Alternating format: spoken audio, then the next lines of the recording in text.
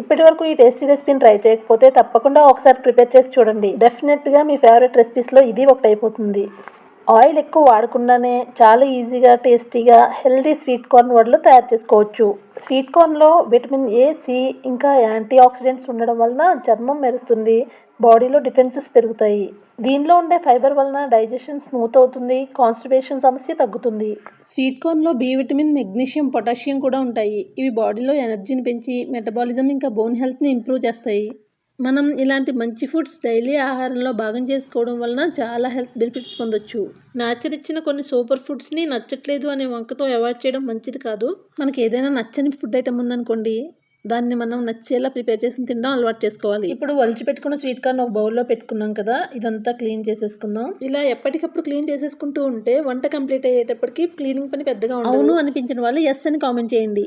ఇప్పుడు sweet corn తీసుకుని ఒక 2-3 లైన్ల వరకు ఒక్కొక్క గింజ ఒలుచుకుంటూ వెళ్ళాలి. 2-3 లైన్లు మాత్రం ఇలా పొడుగంతా ఒలుచుకుంటూ వెళ్ళండి. తర్వాత ఈ విధంగా ఈజీగా వచ్చేస్తుంది.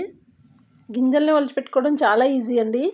ఇప్పుడు రెండవ పొత్తును కూడా తీసుకుని అదే విధంగా ఒక 2-3 లైన్లు ఇలా ఒలుచుకుంటూ వెళ్ళి తర్వాత ఇలా బొటన వేలుతో అంటే వచ్చేస్తాయి. ఈజీగానే తీసేసుకోవచ్చండి గింజలు. మీరు ఈ వడల్ని ఎక్కువ క్వాంటిటీలో చేస్తున్నట్లయితే ఫ్యామిలీ మెంబర్స్ హెల్ప్ తీసుకోండి, మీకు పని ఈజీ అవుతుంది. ఈ విధంగా మొత్తం గింజల్ని ఒలిచి పెట్టుకుంటున్నాను. ఇప్పుడు ఈ ఒలిచి పెట్టుకున్న గింజల నుండి ఒక గుప్పెడి గింజలు తీసి పక్కన పెట్టుకోండి. మిగిలినవన్నీ మిక్సీ జార్లో వేసుకుని గ్రైండ్ చేసి తెచ్చుకోవాలి. పల్సిస్తూ గ్రైండ్ చేసి తెచ్చుకుంటే మరీ పేస్ట్లా కాకుండా కొంచెం బరకగా అవుతుందండి. ఈ విధంగా ఇప్పుడు ఈ పేస్ట్ని మనం తీసి పెట్టుకున్న స్వీట్ కార్న్లో వేసేసుకుంటున్నాను. దీనిలో అల్లం, పచ్చిమిర్చి వేసి బాగా మెత్తగా గ్రైండ్ చేసి బైండింగ్ కోసం కొంచెం శనగపిండి వేసి దోశల్లో కూడా వేసుకోవచ్చండి, అవి కూడా బాగుంటాయి. లాస్ట్ వీడియోలో నేను అడిగిన క్వశ్చన్కి ఆన్సర్ ఎవరు చెప్పలేదండి. ఆన్సర్ తెలియలేదా లేదంటే బిజీగా ఉన్నారా తెలీదు, ఆన్సర్ మాత్రం ఎవరు చెప్పలేకపోయారు. ఆ క్వశ్చన్కి ఆన్సర్ చేయాలి అంటే క్వశ్చన్ వింటూనే ఒక్కొక్క రిలేషన్ క్లారిఫై చేసుకుంటూ వెళ్తే ఆన్సర్ ఈజీగా వచ్చేస్తుందండి. నేనైతే ఆన్సర్ వైఫ్ అని అంటున్నాను, ఒకసారి చెక్ చేసి కరెక్టో కాదో చెప్పండి. ఇప్పుడు ఇలా సన్నగా కట్ చేసి పెట్టుకున్న ఉల్లిపాయ ముక్కలు, పచ్చిమిర్చి ఇంకా కొత్తిమీర అన్నిటినీ మనం గ్రైండ్ చేసి పెట్టుకున్న పేస్ట్లో వేసేసుకోవాలండి. పుదీనా ఉంటే కూడా సన్నగా తరిగి వేసుకోవచ్చు, టేస్ట్ బాగుంటుంది. ఇప్పుడు కట్ చేసుకున్న అన్నింటినీ ఒక్కొక్కటిగా యాడ్ చేసుకుంటున్నాను. ఇప్పుడు రుచికి సరిపడా సాల్ట్ తీసుకుని ఇందులో వేసుకోవాలి. అలాగే 1 స్పూన్ కారం వేసుకోవాలి, 1 స్పూన్ గరం మసాలా పొడి వేసుకుని 1 స్పూన్ అల్లం వెల్లుల్లి పేస్ట్ కూడా వేసుకోండి.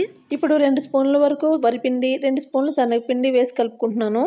వరిపిండి వేయడం వల్ల క్రిస్పీనెస్ వస్తుంది, శనగపిండి బైండింగ్కి యూజ్ అవుతుందండి. ఇవన్నీ కలిసేలా బాగా కలుపుకుంటున్నాను. ఇలా కలిపేటప్పుడే పిండి గట్టిగా ఉంది అనిపిస్తే కొంచెం నీళ్లు జల్లుకొని కలుపుకోండి. ఈ విధంగా కలిపి పెట్టుకుంటే సరిపోతుందండి. నాకైతే వాటర్ ఏం పట్టలేదు. ఇప్పుడు స్టవ్ వెలిగించి ప్యాన్ పెట్టుకుని ఆయిల్ అప్లై చేసుకుంటున్నాను. ఈ వడలు వేయడానికి నాన్ స్టిక్ ప్యాన్ అయితే బెస్ట్ అండి. ఆయిల్ తక్కువ వేసినా కూడా స్టిక్ అవ్వకుండా ఈజీగా వచ్చేస్తాయి. ఇప్పుడు మనం ప్రిపేర్ చేసి పెట్టుకున్న పిండి ముద్దను చిన్న చిన్న ఉండలుగా చేసి ప్యాన్లో వేసి స్పూన్తో ఇలా వడల్లాగా ఒత్తుకుంటున్నాను.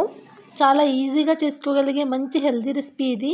మనం డీప్ ఫ్రై కూడా చేసుకోవట్లేదు కాబట్టి ఎలాంటి గిల్ట్ ఫీల్ లేకుండా హ్యాపీగా ఎంజాయ్ చేస్తూ తినొచ్చు. ఈ విధంగా అన్నిటినీ వడల్లాగా స్ప్రెడ్ చేసుకొని 2 మినిట్స్ వరకు లిడ్ కవర్ చేసి పెట్టుకోవాలి. 2 నిమిషాల తర్వాత మూత తీసి చూస్తే వడలన్నీ ఈ విధంగా ఉంటాయి. ఇప్పుడు వీటిని క్రిస్పీగా అవడం కోసం టర్న్ చేసి అటువైపు కూడా ఫ్రై చేసుకోవాలి. మూత పెట్టి కుక్ చేయడం వలన వడలన్నీ కుక్ అయిపోయి ఉంటాయండి, కాకపోతే క్రిస్పీగా రావడం కోసం ఫ్రై చేసుకుంటున్నాను.